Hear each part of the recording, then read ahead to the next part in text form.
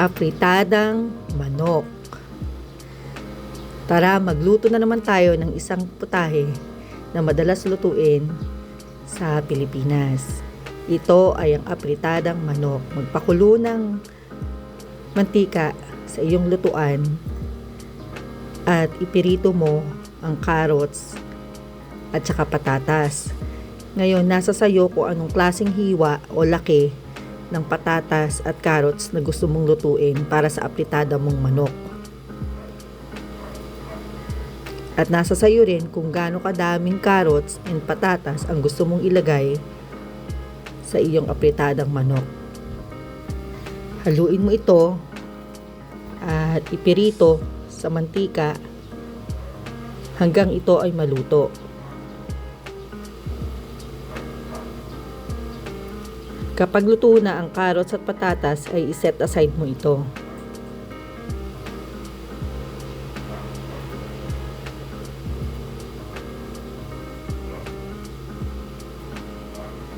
Kahit mga 10 minutes pwede mo itong lutuin o ipirito sa mantika para hindi masyadong matigas kapag ito'y hinalo mo na sa niluluto mong apritadang manok. After mo maipirito ang carrots at patatas, ay mag-prepare ka na rin ng bell pepper.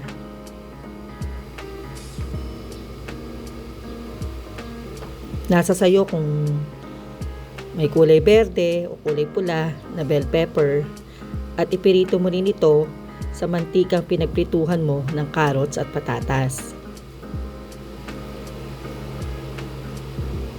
Katulad ng carrots at patatas, haluin mo rin ito para malutong mabuti. After mo mailuto ang bell pepper, iset aside mo rin parang patatas at carrots na niluto mo kanina. Sa pinagpirituhan mong ng carrots, patatas at bell pepper, dun mo ngayon igigisa ang manok. Una mong gawin is magisa ka ng bawang sa mantika. Haluin mo to hanggang ito'y maluto. Maghalo ka na rin ng sibuyas sa bawang na pinipirito mo.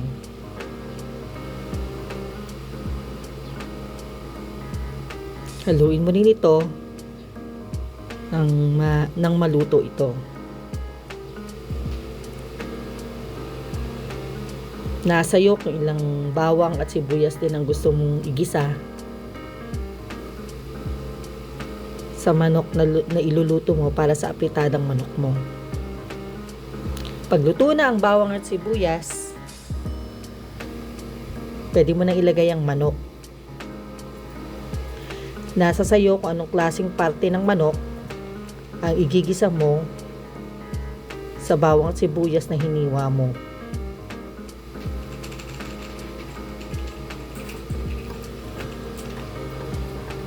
Haluin mo itong mabuti.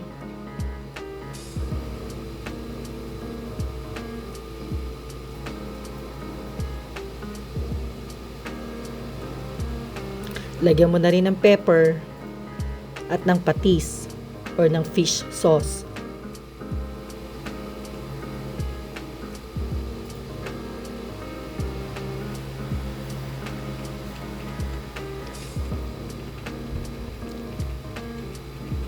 Again, haluin mo itong mabuti na mag-even ang lasa sa manok mo. Pagkatapos mo itong haluin ay takpan mo ito at palambutin ang manok kahit mga 20 minutes.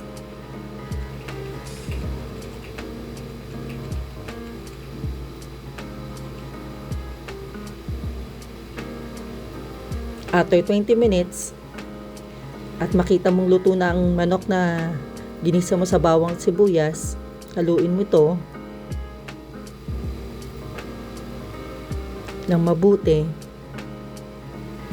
at tingnan mabuti kung luto na rin ang manok.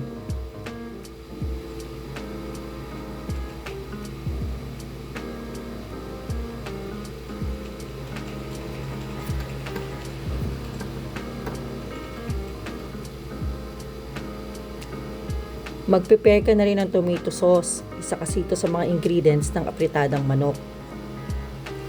Ako ang nilalagay ko, isang sachet lang ng tomato sauce. Kung wala ka naman tomato sauce, pwede rin naman tomato paste. Ihalo mo ito sa ginisa mong manok sa bawang at sibuyas.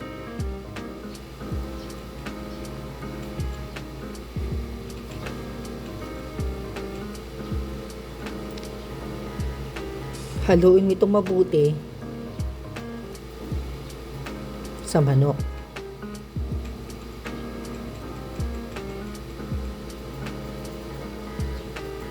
At pakuluin ito sa tomato sauce.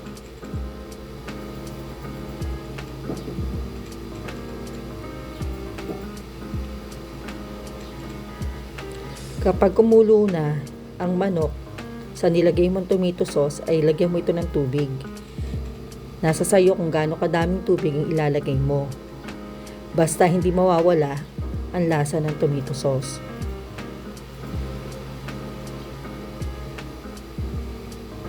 Lagyan mo na rin ito ng chicken cubes or beef cubes o liver spread. Depende sa'yo kung anong gusto mong ilagay. Kasi ako nilalagay ko beef cubes. Lalo na kung wala kang liver spread. Pakuluin mo ito. Pag kumulo na ito, ilagay mo na ang carrots, patatas, at bell pepper na sinet aside mo kanina.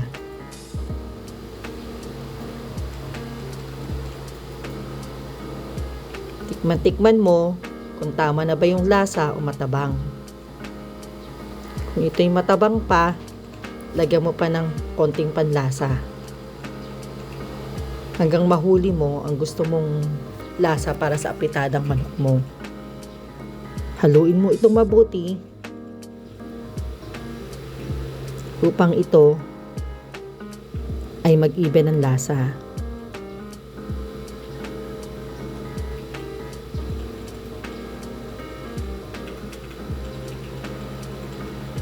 At pakuluin mo ulit ito.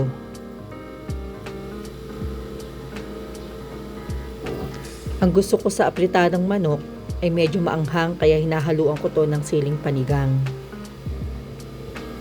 Yan na nga't naglagay na ako ng siling panigang sa apritadang manok na akin niluluto. Then pakuluin mo ulit ito.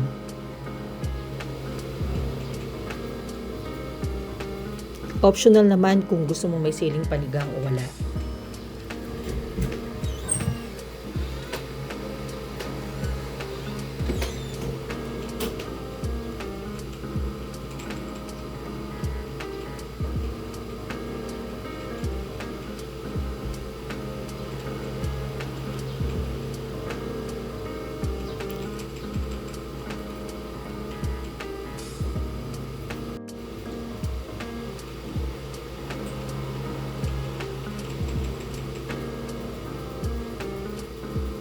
Ayan, luto na ang ating apritadang manok. Sana nag-enjoy kayo mga ate at kuya sa panibago naman nating lutong bahay, ang apritadang manok. Masarap ito pagsaluhan ng buong pamilya. Ito ay kilalang ulam ng mga Pinoy kahit nasaan man sila. Maraming salamat, like and subscribe mga ate at kuya.